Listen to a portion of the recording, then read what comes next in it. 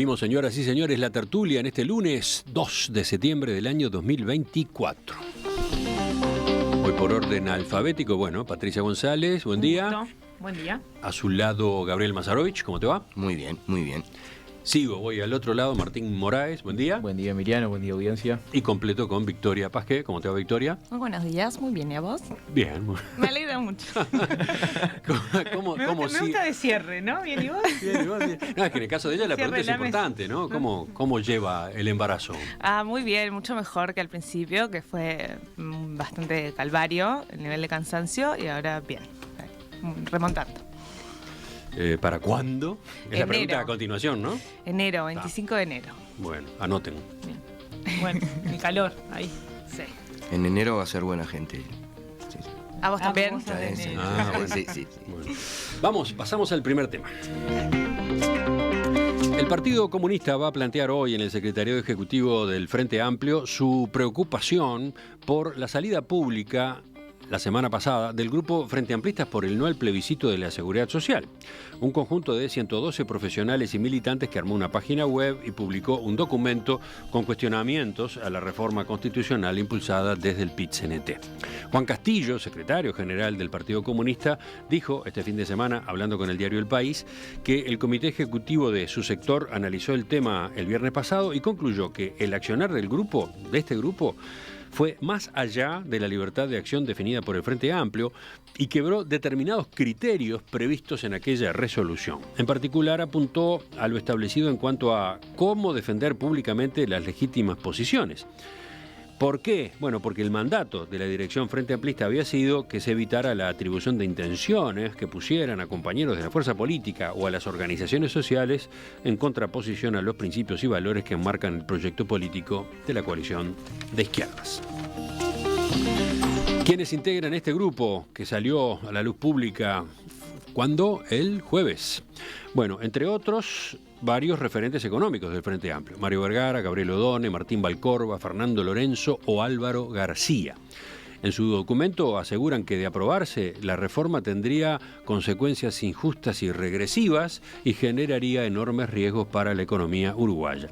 Por ejemplo, plantean que el plebiscito no consigue cumplir con su objetivo de que la persona pueda jubilarse a los 60 años, porque la mayoría de los trabajadores seguirán sin alcanzar su jubilación a esa edad, sobre todo los de menores ingresos, especialmente las mujeres, porque no tendrán la cantidad de años de aportes suficientes. Añaden que la reforma propuesta tampoco resuelve el problema de los que no podrán jubilarse ni siquiera a los 70, que afecta a uno de cada 3 trabajadores que tendrán que aspirar, dicen, solo si son lo suficientemente pobres, a una pensión a la vejez. Otro punto, a propósito de la idea de equiparar las jubilaciones mínimas al salario mínimo nacional, sostienen que termina castigando a los trabajadores de menores ingresos por su efecto sobre el salario mínimo nacional. ¿Por qué? Porque se pone en la Constitución una referencia a una variable cuyo valor es fijado discrecionalmente por el gobierno de turno. Consideran posible que un gobierno decida no aumentar el salario mínimo nacional para no tener que aumentar el gasto en jubilaciones y pensiones. Este grupo estima que esa medida en particular, la de los salarios mínimos, tendría un costo de $1.500 millones al año frente a los 400 millones calculado por el PIT-CNT. Bueno, los escucho con esta situación que ha quedado planteada dentro del Frente Amplio. Arranco por alusión. Va Gabriel, por una alusión.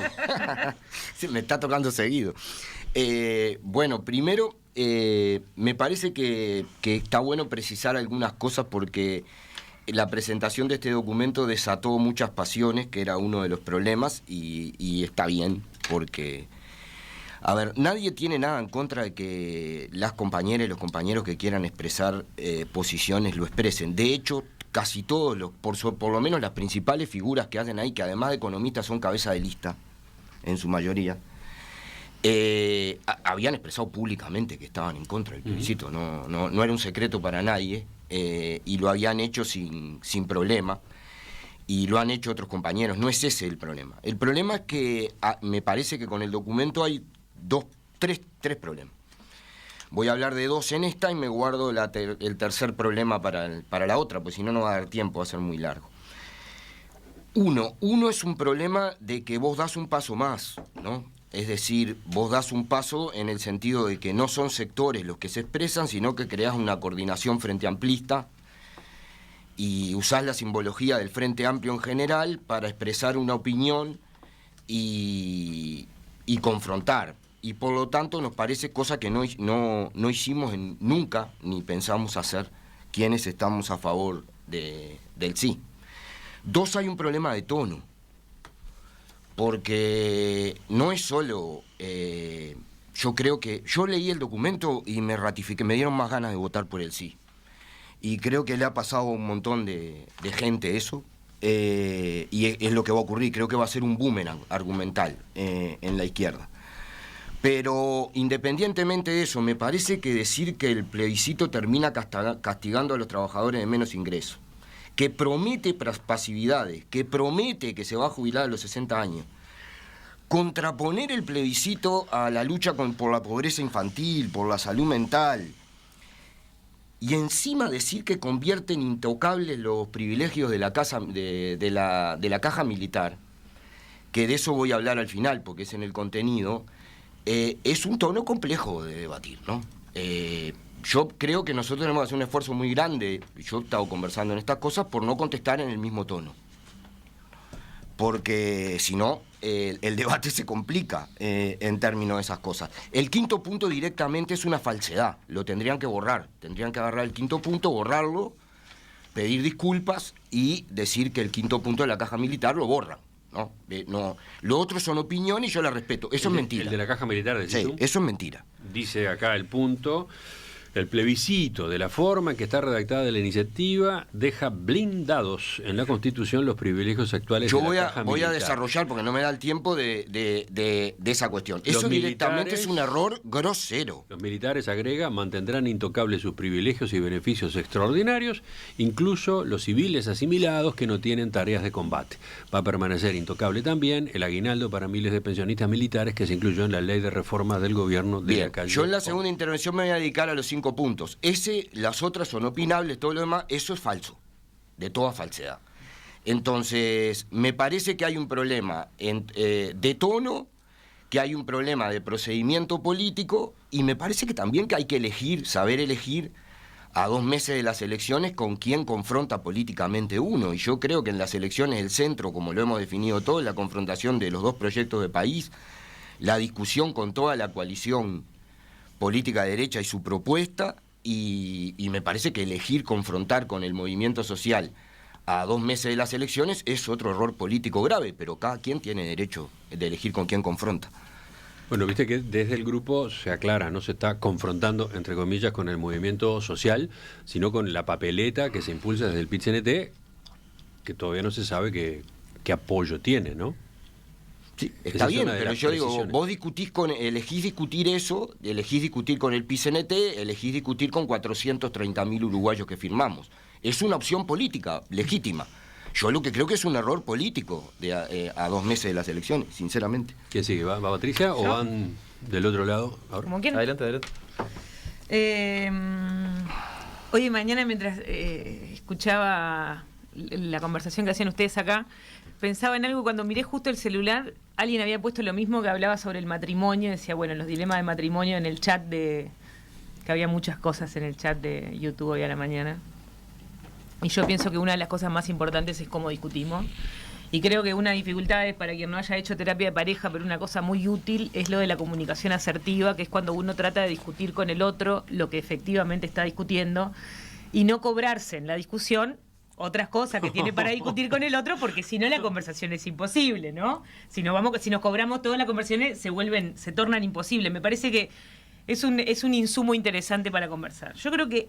Me parece lo más jugoso que hayas traído a la mesa las terapias de pareja. Sí, porque es una cosa muy valiosa. Porque yo no sé si... me pregunto si existe terapia de partidos políticos o terapia de coaliciones. Pero porque debería haber una psicología especializada por ese lado, ¿no? Twitter. Se hace mucha... Twitter. Pero se hace mucha terapia en la interna, lo digo en el mejor sentido. De hecho, la gente que tiene muchos años discutiendo con otras sabe qué podés poner en la discusión, qué no, qué traer, qué dejar afuera, ¿no? El acuerdo, dejar afuera la discusión, cosas que no podemos discutir ahora. Eso es parte del arte de la política, me parece, ¿no? Digo lo de la terapia de pareja porque es más llevado a la vida de la gente, ¿no? Sí. Me parece que hay como 3 cosas para discutir. Una es la dificultad de materializar la libertad de acción. Me parece que eso estaba estaba visto que iba a ser así. O sea, que la libertad de acción no iba a ser tan fácil de implementar en ningún sentido. Me parece que yo tengo la sensación y el sentir de que esto es parte de la implementación de la libertad de acción. Entiendo que otros puedan sentirlo de otra manera, pero creo que eso iba a ser difícil y que iba a tener ribetes complejos por cualquier lado donde se lo viera, y era parte de lo que se analizó en el frente cuando se estableció eso, ¿no? Que después llevarlo a la práctica iba a ser complicado y iba a generar rispideces entre nosotros. Bienvenidos, acá estamos. Después hay otra discusión que me parece que es la diferencia entre la discusión técnica y la discusión política. Y acá me parece que hay errores de contraposición. Contraponer a la academia con los trabajadores es un error. O sea, no digo la academia, digo, hay académicos, técnicos, expertos que hacen sus planteos y ponen sus puntos de vista técnicos. Bien. Los trabajadores también ponen arriba de la mesa puntos de vista técnicos. Yo escuché el otro día la entrevista con Somarúa, que es muy buena, o sea, y que da mucho detalle numérico. Bien. No creo que nosotros tengamos que la izquierda le sirva a contraponer la academia con los trabajadores. Creo que son dos cosas distintas.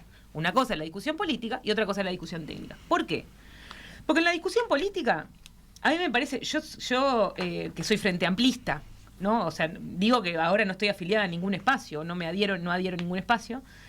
Tengo el sentir de que esta tensión es una tensión existente, es lo que permite la existencia del Frente Amplio. O sea, ¿qué quiero decir con esto?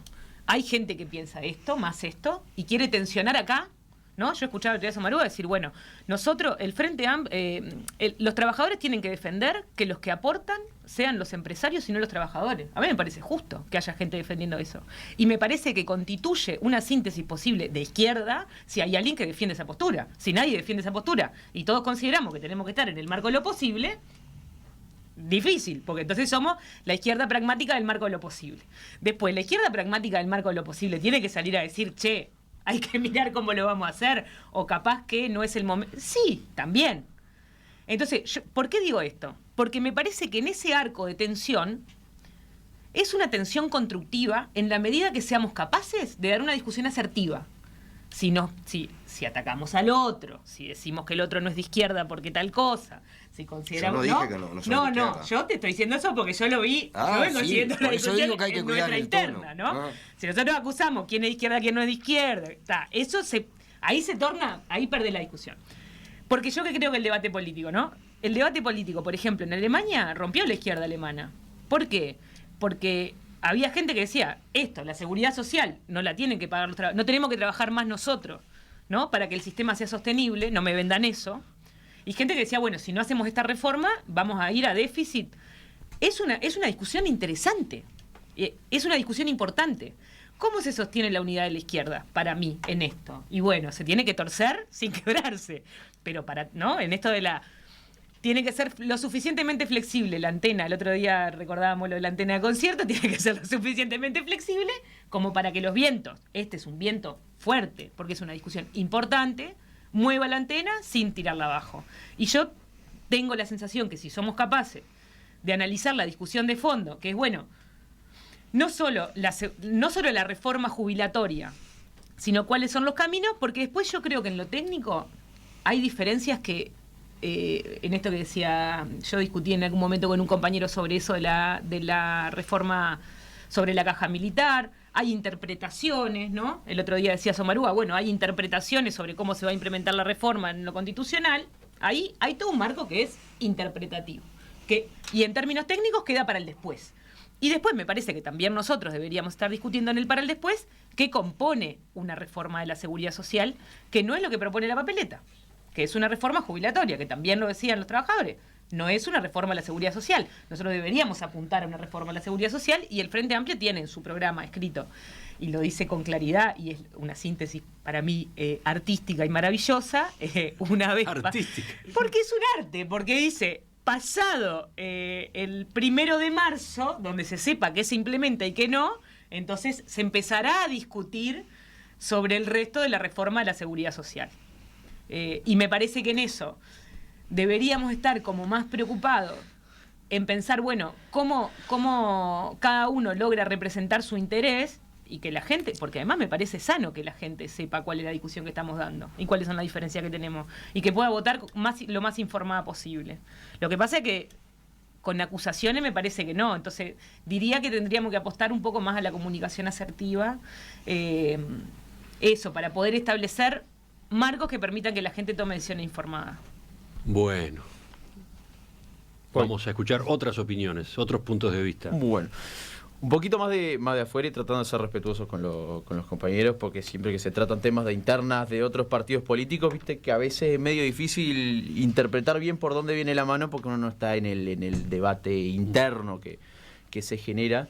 Pero mira algo que me llamó la atención de esto, y es porque estaba viendo ayer la encuesta de aceptación para el plebiscito ¿no? Que dice que un 36% de los uruguayos estaría de acuerdo con la reforma que propone el PIT-CNT, un 33% en contra, un 31% no sabe, no contesta.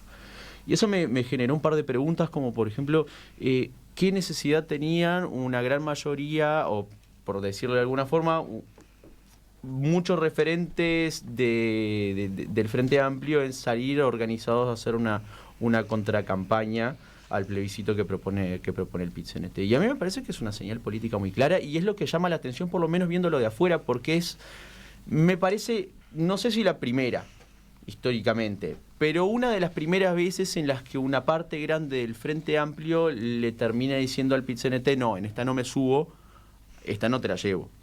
Lo curioso es que no es una parte del Frente Amplio, es una parte de los Frente Amplistas. Una parte de los Frente Amplistas. No, porque pero lo original de esto es que no es una subcoalición de grupos del Frente Amplio, ¿no? Acá no está el partido tal, el grupo cual, etcétera, ¿no? Son personas. Pero son personas muy vinculadas a gestiones que tuvo el Frente Amplio, que son personas digamos, de la izquierda intelectual, que tienen una visión económica que es muy acertada con la realidad del país.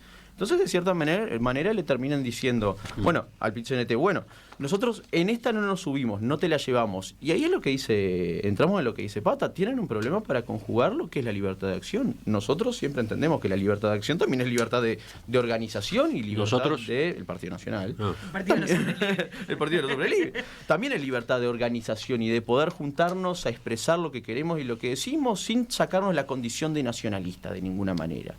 Y dar esas discusiones. Y me parece que es un síntoma de la falta de liderazgo, o de un liderazgo claro que está teniendo el Frente Amplio. Creo que si en otros momentos históricos el Frente Amplio también tuvo grandes problemas entre estos, digamos, los sectores de la izquierda más pragmática en términos económicos, y los sectores más radicales, el Partido Socialista, el Partido Comunista. Y los ha sabido sortear de buena manera. ¿Qué pasa? ¿Que ahora no logran hacerlo? ¿Alguien no logra poner la casa en orden? Porque si no, parece ser que la libertad de acción corre para unos y para otros no, y cuando no estás de acuerdo conmigo, te arma un quilombo en la orgánica y te llamo a debatir públicamente. Y eso es bravo para los partidos políticos. Sería importante, y es, creo, lo que tiene que tratar la orgánica del Frente Amplio, cómo manejarlo. Porque las diferencias dentro de los partidos, al fin y al cabo, lo único que hacen, si bien manejados, son hacer crecer a los partidos. Teniendo varias opciones, varias aristas, le llegamos a un público más grande de gente. Bueno, ¿cómo se va a manejar? Estaba claro que la libertad de acción implicaba un desafío, ¿no? E implicaba la posibilidad de que aparecieran sorpresas. Bueno, esta creo que es una sorpresa justamente por la forma como se da, ¿no? A ver, Victoria. Bueno, sí, también opinando un poco de afuera, que siempre es más cómodo, pero tratando de no meterme demasiado en la interna que no me compete. Además, creo que para mí siempre es lo menos interesante que tiene este tema, que me parece un tema interesantísimo, y lamentablemente en general reparamos en cosas que para mí no tendríamos que estar discutiendo tanto, porque lo que plantea este plebiscito es de las discusiones más profundas que hay, por lo menos en esta campaña. Entonces, ahí, o sea, este tema se podría tratar de una manera súper rica, interesante y que construya un montón. Pero bueno, independientemente de eso, a mí me puso contenta este comunicado, porque más allá de que lo comparto, sin ser técnica en el tema, pero no es por eso, es porque, en primer lugar, para mí es como una de las demostraciones en esta campaña de, bueno, todavía se puede hacer campaña con argumentos, los compartas o no, pero creo que el comunicado fue muy bueno en poner argumentos que son súper difíciles y son de gente que claramente tiene una expertise muy abundante en esta temática, y se hizo un esfuerzo grande y que para mí dio resultado en hacer llegar un mensaje complejo y técnicamente difícil a bastante gente. Además tiene impacto, obvio, por todo el tema de la libertad, todo lo que genera la interna del frente, pero yo lo leí y es muy bueno para mí en expresar cuál es la línea argumental de por qué no el plebiscito, más allá de que la compartas o no. Entonces, en ese sentido lo celebro, porque para mí ha sido poco frecuente en esta campaña, y después voy a decir por qué pienso que pasa eso. Segundo, porque muestra, una vez más, que sin duda que se puede tener diferentes pensamientos, o sea, que existe la diversidad de los partidos, por supuesto. Y en temas así tan importantes, también. Digo esto porque en Uruguay, para mí, por la dificultad que tenemos en campaña de abordar temas que son ideológicamente profundos, la discusión siempre va para lados que son, para mí, de credibilidad, ¿no? Tipo, yo tengo como esa teoría que para mí discutimos en Uruguay esto. Vos vas a ser capaz de llevar todos los cambios que estás prometiendo, no te van a torcer el brazo, no te van a torcer el brazo los radicales de tu partido, los radicales de tu coalición, los gremios, los sindicatos, ¿verdad? Vos tenés un liderazgo fuerte que sea capaz de hacer eso, porque no suelen ser tan profundas las discusiones que tenemos. No, por lo menos en esta campaña, para nada. Esto para mí es de lo más clave. El otro tema que sí es profundo, lo voy a decir rápido porque el hartazgo que por lo menos yo tengo con este tema es absolutamente total, es Venezuela. Rapidito lo digo porque ya fue suficiente. Y entonces eso, creo que este comunicado muestra que todavía puede calar una campaña o una manera de abordar la campaña con argumentos. Muestra que se puede tener opiniones diversas adentro de los partidos y que siguen siendo partidos. ¿Cómo se unifica todo eso con los programas? Cuando los partidos son sanos, la síntesis es los programas. Cuando no son sanos, son otras cosas. En Uruguay creo que tenemos en general partidos sanos, se sintetizan las diferencias en el programa, y en el resto, sí, diferimos, locos. Y difieren el Frente Amplio, difiere la coalición, difieren los partidos de la coalición adentro de sí mismos, o sea, sí. Y tercero, porque fomenta la discusión ideológica, o ni siquiera es tan ideológica esta, es más como de interpretación de cierta posibilidad de implementar algo con éxito y sin consecuencias negativas, pero es profunda, y entonces eso me parece que hay que celebrarlo. Bien, traté de ser muy breve, así que voy a hacer, yo lo sé que la Pata no me lo dijo a mí, pero digo, por eso mismo yo cuido el tono en el debate y en la respuesta, y yo no atribuyo intencionalidades, ni tengo un izquierdómetro, ni radicalómetro, o sea, es muy... en términos de cuestión, comparto con lo que dicen todos los compañeros de la mesa. Este es un debate crucial, hacia proyectos de sociedad y de país. Hay un debate para adelante, todos coincidimos que tiene que haber una reforma de la seguridad social y que tiene que ser profunda. La base de lo que no dice este documento, y creo que es un error conceptual básico, y después voy a hablar de lo de la caja militar, porque realmente, como no tenés que atribuir a intenciones, yo no atribuyo intenciones, pero los compañeros que ponen en un documento que vos mantenés incólumes los privilegios de los militares, se lo dicen al movimiento sindical, se lo dicen a los compañeros que estamos aprobando el sí, y eso no es una cosa que sea demasiado fraterna, y menos cuando no es verdad. Entonces, eso es una cuestión. La papeleta puede tener muchas dudas. En este punto, dice que no se debe innovar para la ley 16.713, título 6, y para la ley 18.395. Una de 1995 que creó la SAFAP y otra del 2008 que creó el subsidio especial de incapacidad compensada para los 58 años. Todo lo demás no tiene absolutamente nada que ver. Se refiere al sistema mixto. Entonces ahí no puede haber dudas ninguna, ni interpretación ninguna, y además se dijo hasta el hartazgo en discusiones internas, públicas, semipúblicas y de todo tipo y color que no tenía nada que ver con la caja militar. Y en todo caso, si no se avanzó sobre los privilegios de la caja militar, no fue por responsabilidad ni del movimiento sindical, ni de los que apoyamos la papeleta del sí. Entonces, si querés, esa es una discusión en términos respetuosos, pero hay que poner las cosas sobre las sillas. 2. El peligro para la sociedad, el peligro de catástrofe para la sociedad, sobre los cálculos se toma como esculpido en piedra una base actuarial del BPS. Hemos discutido esto, Emiliano, en la tertulia varias veces, y yo he dicho que si por algo se ha caracterizado la discusión sobre la seguridad social en Uruguay es que las bases de proyección actuarial fracasaron todas. Las bases de la proyección actuarial de la reforma del 95 que promovieron las AFAP no tienen nada que ver con la realidad de hoy. Absolutamente nada que ver. ¿Tú decís que la reforma del 95 la promovieron las AFAP? No, digo, que promovieron las AFAP. Ah, que la reforma que introdujo... Que introdujo las AFAP. Esta promovieron las AFAP, la que acaba de hacer el gobierno ahora. Esta sin duda, ¿no? Que rechazamos todos, también los compañeros que están en el documento.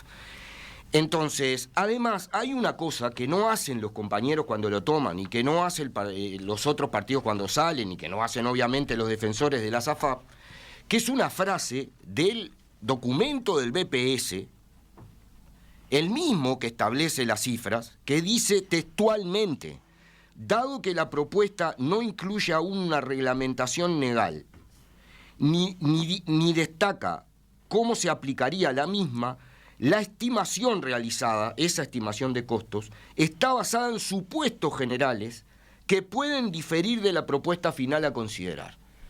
Entonces está bárbaro agarrar la cifra, pero si no decís esto, estás omitiendo una parte central del debate, centralísima, ¿no? A ver, eso lo manejaba Somaruga en la entrevista de... Sí, pero la lo tienen que semana pasada manejar también. todo en la discusión. Él decía que hay aspectos de la reglamentación, de la eventual aprobación de esta reforma constitucional, que van a ser determinantes a los efectos de los costos. Entonces yo termino con esta consideración, hay para todos los puntos. Hablar de que en un lado se desliza que la reforma que impulsó, que es la que estamos resistiendo. O sea, ¿qué pasó? ¿Por qué sale este plebiscito? Y sale este plebiscito porque se fortalece un sistema que fracasó. El sistema de las AFAP, del sistema mixto, fracasó. Cuando el Frente Amplio promueve las reformas a la seguridad social en el 2008, que las quiero recordar porque se bajó de 35 a 30 los años de aporte, que los habían subido a 30 años. Se dio un año, hablan de que no se garantiza a las mujeres, se dio un año por hijo y por mujer, capaz que hay que darle más a las mujeres para que lleguen, capaz que hay que darle más. Se acercó la jubilación por edad avanzada, se creó el subsidio por incapacidad compensada, que hace que a los 58 años vos tengas un subsidio de hasta 2 años para poder llegar. Se mejoraron las prestaciones por discapacidad, se crearon mejores condiciones de acceso a la jubilación para trabajar en la alta safralidad, se evitó se evitó una destrucción social brutal. ¿Por qué? ¿Qué pasaba? ¿Qué conclusión hubo en el diálogo social que se hizo entre el 2006 y el 2008? Que fruto de la reforma del 95 que introdujo las AFAP, 7 de cada 10 uruguayos no se podían jubilar. Todas estas medidas que las impulsó el FA, no Pepe Grillo, pasamos de 12.000 jubilaciones por año a 30.000 jubilaciones por año. El movimiento sindical peleó por la formalización de las trabajadoras domésticas, por la formalización de los trabajadores rurales, que eran los que tenían más problemas a la hora de jubilarse. Entonces, no es justo en un documento echarle la culpa a quienes promovemos y a la papeleta esta situación. Y en cuanto a los costos, catástrofe para el Uruguay, yo qué sé. El otro día salió un estudio que lo vamos a discutir ahora en la que viene, ¿no?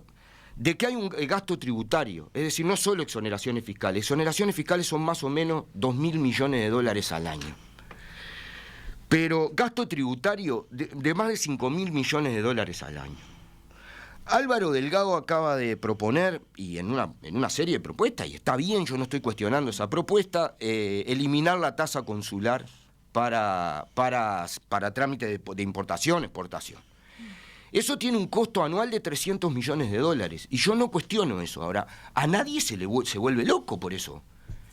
Y nosotros cuando proponemos aumentar, porque acá termino, lo que está en discusión es si está bien o está mal que haya 300.000 personas que ganan menos de 22.000 pesos de jubilación. Si está bien o está mal que nos tengamos que morir trabajando hasta los 65 años. Y si está bien o está mal que una parte del capital financiero que gana millonadas pague en el 80% de los casos rentas vitalicias menores a los 11.000 pesos y además termine en las proyecciones futuras sea para peor y pague peores jubilaciones que el EPS. Entonces hay un debate, cuando hablábamos de técnico y político, hay un debate político que es ese. Y yo no puedo creer sinceramente no puedo creer, y lo digo con todo respeto y con todo cariño, que se pueda sostener que está mal garantizar. Termino con esto, lo del salario mínimo también es una cosa muy, muy loca. Perdonen que yo me extienda, pero es un documento de 10 carillas. Yo digo, a ver, todos sabemos, y los que tienen un expertise muy grande, que las jubilaciones se ajustan por el índice medio de salario. Y lo logramos por otro plebiscito, que fue en 1989, y lo fijamos en la Constitución, como en esto, está en la Constitución. En 1989 dijeron que se caía el Uruguay, el mundo, que se hundía todo, porque poníamos eso. Entonces, es loco decir que si se baja el salario mínimo nacional, se va a postergar a los trabajadores en su salario, y a las jubilaciones bajas. Las jubilaciones bajas después se ajustan por el índice medio de salario, y ellos lo saben. Y los trabajadores discutimos nuestro salario en los consejos de salario. Entonces, si están tan preocupados por el salario mínimo nacional, y yo comparto esa preocupación, bueno, saquémoslo, que no sea más del Poder Ejecutivo discrecional. Pongámoslo también en la negociación colectiva y que peleemos cada día por el salario mínimo nacional con movilizaciones, con huelga y con lucha, como hacen los trabajadores en todos lados. Vayamos a una solución de avanzada, no nos preocupemos por eso. Yo creo que lo que estamos discutiendo es si poner todo eso en la Constitución. Esa es la discusión que estamos teniendo. Estamos teniendo una discusión sobre... Porque me parece que... A ver, yo no creo que ningún compañero, ninguna compañera no esté dispuesto a dar la discusión sobre el salario mínimo. No creo que ningún compañero, ninguna compañera esté planteando que el problema sea no subir las jubilaciones más bajas. O sea, yo no creo que esa sea la discusión, no creo que ese sea el espíritu de la discusión. ¿No? Ese punto que está planteando Patricia es importante porque el telón de fondo de todo este debate es que acá hay una reforma constitucional. O sea, que estos cambios se plantean a través de una reforma constitucional. Creo que la discusión sería muy distinta si este fuese un proyecto de ley. Si el PIT-CNT impulsara un proyecto de ley de este tipo, ¿no? Porque yo entiendo que... A ver, por eso. Porque no creo que la discusión sea sobre la... Estamos todos de acuerdo, nosotros, adentro del Frente Amplio... Primero, todo el país está de acuerdo que hay que reformar la seguridad social. Bien, ¿no? El gobierno hizo su reforma. La izquierda no está de acuerdo con esa reforma, está de acuerdo con que hay que hacer una reforma. Hay acuerdo sobre qué está en la reforma y sobre que nosotros deberíamos hacer una reforma más justa, con mejor distribución. La pregunta es cómo. Y las diferencias son sobre el cómo. ¿Qué pone arriba de la mesa el movimiento sindical? Que está bien que el movimiento sindical lo haga, que es el rol que tiene que tener el movimiento sindical. Yo espero eso del movimiento de los trabajadores. Que diga eso, que yo no me quiero morir trabajando, y a mí me parece justo, yo también quiero discutir eso. Algo que planteó la autoridad Somarúa que me parece muy claro, que es la diferencia de clase. Hay una diferencia muy importante de clase en cuánto vive la gente y en qué tipo de trabajo hace. Quiero decir que no lo dijo Somarúa, pero hay una diferencia de género muy importante. Porque los años por hijo, en definitiva, sí, lo que te definen. También es salir del mercado de trabajo, entonces tener 30 años de aporte es muy difícil para muchísimas mujeres. Entonces hay que rediscutir el modelo de seguridad social para las mujeres. Lo que estamos diciendo, la diferencia que tenemos. Y después hay una cuestión de formas sobre cómo nos decimos lo que creemos que el otro quiere decir, ¿no? Por eso separo ahí. El modelo de la SAFAP está en discusión. A mí me gusta esa discusión. A mí me gusta discutir eso. Y me parece una discusión interesante si lo que nosotros tenemos que hacer es seguir con el modelo de la SAFAP o tenemos que transformar ese modelo. Me gustaría tener estudios, ¿no?, concretos, porque a mí me pasa una cosa cuando la gente tira números, que es que los números son estimaciones que se basan en muchísimos supuestos. Cada número tiene arriba de la mesa 1.000 millones de supuestos, por tanto, discutir en números para mí es una discusión un poco improcedente. Yo, Patricia González, no digo que no sea interesante y que haya gente que no entienda. Y lo último que voy a decir es, me parece que yo tiendo a pensar que las constituciones tienen que ser de espíritu, ¿no? Uno tiene que poner en las constituciones los espíritus. No es nuestra constitución, ¿verdad? Que tiene un montón de cosas y detalladas. Y que hay cosas que no son de espíritu, que a mí me parecen muy bien, como las empresas públicas. O sea, no digo que no vayan en la línea. Creo que nosotros deberíamos poner normativas de espíritu y no normativas que sean... Está bien, el otro día se planteaba las constituciones se pueden cambiar, pero no es fácil cambiar la constitución. Entonces, sí, ese es y uno no de los tiene que argumentos ser de fácil. Somarúa. Y yo creo que refiriéndote a no la tiene que entrevista. ser fácil cambiar la constitución. No porque crea que no se puede cambiar, porque me parece que no podemos todos los días levantarnos y decir, bueno, no, en realidad el país tiene que ser, no, más o menos, es reconservador lo que estoy diciendo, pero... No, más o son las menos bases del pero Estado. no, es como la base de nomás. funcionamiento social Claro. en el que uno... Es como un marco de funcionamiento social. ¿Me parece una discusión interesante para poner en la Constitución? Sí. No me parece... No digo que no haya que poner en la Constitución. No sé si todo esto. Entonces, capaz que las diferencias... Porque una cosa y termino acá. Parece que la diferencia fuera abismal, pero yo me siento muy cerca de algunas cosas de las que dice Gabriel y me siento... Y escucho a Somarúa y me siento muy cerca de muchas de las cosas que dice y me siento muy cerca de las cosas que dicen algunas del documento. Entonces, no me parece que estemos en lugares tan radicales, ¿no? Y quiero defender dos cosas de palabra. La radicalidad es una palabra maravillosa porque quiere decir transformar desde la raíz y el quilombo es una palabra negra, histórica, una palabra negra que quiere decir espacio de libertad. En general la usamos como... Se negativizó parte de la estructura del racismo en el lenguaje, pero estaría bueno que el quilombo tome un tono positivo que para la comunidad negra lo tiene.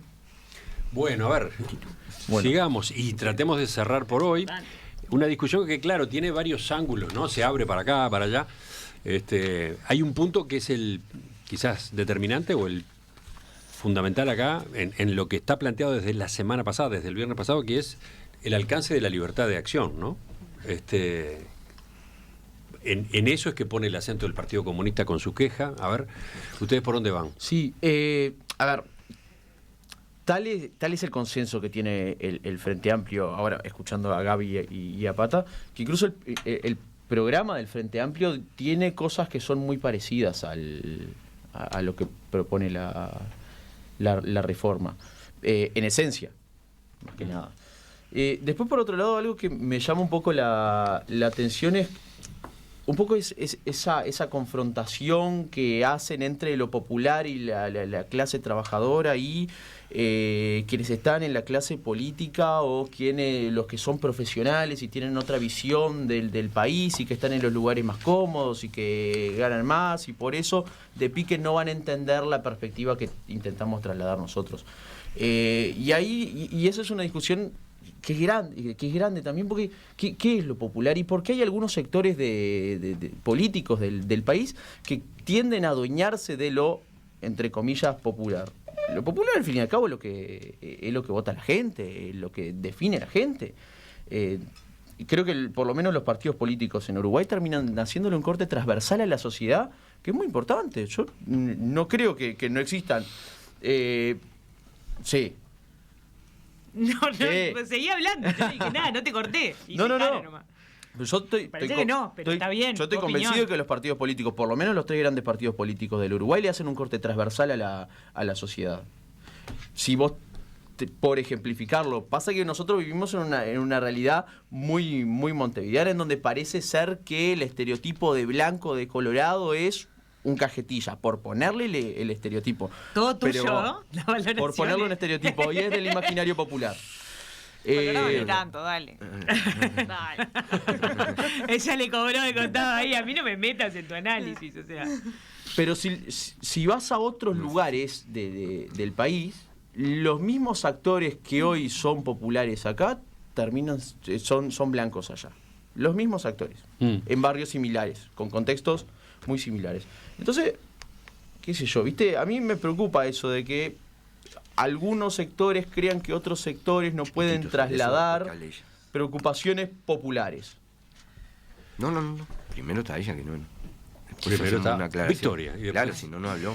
No, breve. Sobre la libertad de acción, creo que en este caso el Frente no tenía otra salida. O sea, no era insalvable la situación, sino dictaminaban esto de la libertad de acción. Yo, a diferencia de Martín, soy colorada, o sea, otra raíz. Yo siempre admiré la capacidad que tenía el Frente Amplio para decir, sobre esto votamos todos juntos, se terminó. Me parece que eso es necesario a veces. El Partido Colorado lo ha perdido mucho. Ahora es todo un gran desorden que se llama equivocadamente libertad. Yo eso lo sostengo. Creo que eso también es falta de liderazgo. Y creo que es falta de orden en las ideas. Entonces, yo siempre admiré la capacidad del Frente para lograr esa disciplina bien entendida. Pero bueno, hay veces que no se puede. También creo que es una elección, ¿no? También hay veces que no se puede y que tenés que convivir con la diversidad de tu partido o de tu coalición o de lo que fuere. Y eso también pasa. Cuando creo que no corresponde, no siempre corresponde, les hablo de la disciplina partidaria, cuando son temas de conciencia. Cuando no lo son, creo que es más bien deseable, porque en definitiva eso es la política, intentar transar con el otro y llegar a una síntesis en donde los dos nos podemos poner más o menos de acuerdo, y en eso ha sido experto el Uruguay, ha sido ejemplo. Después creo que lo que vos decís, Emiliano, sobre que lo dijiste vos, Patricia, primero, respecto de que acá el kit de la cuestión sobre grandes desacuerdos es que esto es una reforma constitucional. Es más que el contenido, yo creo que no solo respecto del contenido se podrían lograr acuerdos adentro del Frente Amplio, sino también afuera. Yo creo que, ¿cómo es la frase de Wilson que dice que si no podemos asegurarle dignidad? Una vida digna a 3 millones de uruguayos somos unos criminales. Ahí está, yo estoy muy de acuerdo con eso. Creo que acá se tocan varios puntos que hacen a esa cuestión. No se puede seguir teniendo la cantidad de gente que tenemos, ganando lo que gana de jubilación, está claro, y hay que hacer algo con eso. Ahora, yo creo que el camino no es una reforma constitucional, por lo menos no esta. Y se me ocurrió algo como, ahora hablando, pensando una idea completamente en pañales que se me acaba de ocurrir, pero digo, muchas veces los movimientos sociales recurren a cambiar la Constitución. ¿Por qué? Porque es la única manera de hacer vinculante una demanda popular. Entonces, creo que deberíamos plantearlos, ahora sí, o sea, parece joda lo que estoy diciendo, pero una reforma constitucional para ver si podemos hacer más vinculante una iniciativa legislativa. Como por ejemplo, que el pueblo tenga una potestad de someter a tratamiento una LUC. Yo la dejo picando, me parece que eso puede ser interesante para saldar algunas de estas cuestiones, que claramente lo mejor no es hacer una reforma constitucional, pero sí hay una necesidad de que el sistema político atienda a un reclamo del pueblo. Uh-huh. Y me parece que puede ser un punto medio interesante. Mirá por dónde sale la discusión. Una idea de reforma constitucional. Eso, pero en realidad no es con propuesta, pero derogás. Es contra algo, está claro. bien. Claro. Está bien, Sí, no puedes porque proponer. existe ahí iniciativa de ley. Existe el referéndum derogatorio. Tenés, pero lo que pasa es que el Parlamento te lo cajonea. Uh-huh. O sea, pero tenés, sí. Sí. Bueno, cerramos. Lo último, no sé, parece que era algo de Solo Gabriel. una conclusión. Primero, completamente de acuerdo con todo lo que sea mecanismo directo y de democracia directa y avanzar. Y yo creo que sí, que hay que ser capaz de comprender que hay movimientos sociales que tienen... no es fácil cambiar la Constitución, y para los sectores populares mucho menos. ¿Ah?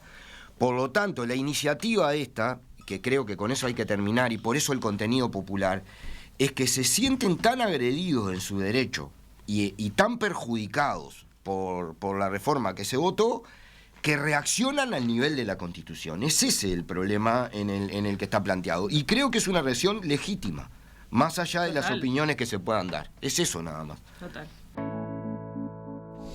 Seguimos, continuamos en la tertulia dentro de unos minutos.